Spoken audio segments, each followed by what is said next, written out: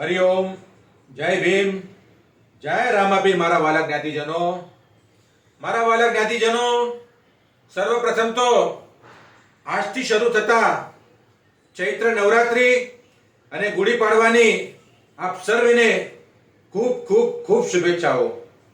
વાલા જ્ઞાતિજનો, છેલ્લા 3 થી 4 વર્ષથી નાલા સોપારા પૂર્વ વિભાગ 58ના પ્રલંબિત પ્રશ્નનું નિરાકરણ કરવા માટે, એટલે કે લોકશાહી ઢબે ચૂંટણી કરાવવા માટે તારીખ 21/3/2026ના શનિવારે સાંજે 4 કલાકે શંખેશ્વર નગર કલ્યાણકારી હોલ, સાંઈ બાબા મંદિર પાસે, આચલ્ય રોડ, નાલા સોપારા પૂર્વમાં અમે અમારી સંપૂર્ણ ટીમ અને ચૂંટણી પંચ સાથે આવી રહ્યા છીએ.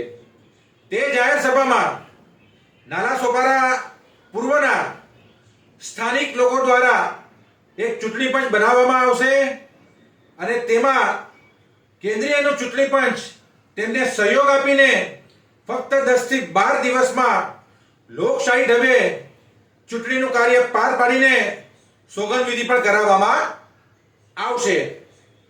તેની પછી ટૂંક સમયમાં નાલા સોપારા પશ્ચિમ વિભાગ 66માં પણ જાહેર સભા લઈને ત્યાં પણ ચૂંટણીનું કાર્ય પાર પાડવામાં આવશે.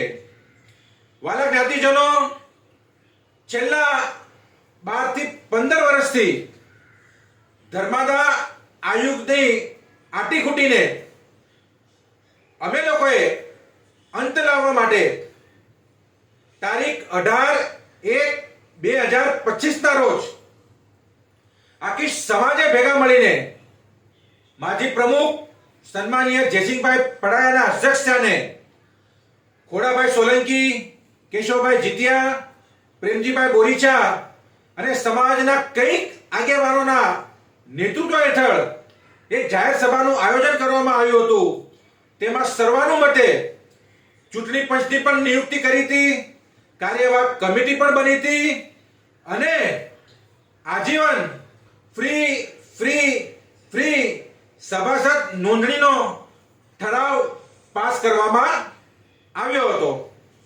કારણ કે કેન્દ્રીયનું ચૂંટણી પંચ કે સ્થાનિક ચૂંટણી પંચ ફક્ત 5 વર્ષમાં એક જ વખત સભાસદ પાસેથી 25 રૂપિયા લેતા હતા અને દર વર્ષે 25 રૂપિયા લેવામાં આવતા નહીં, જેના કારણે ઘણી વખત કંઈક સભાસદો મતાધિકારથી વંચિત રહી જતા હતા.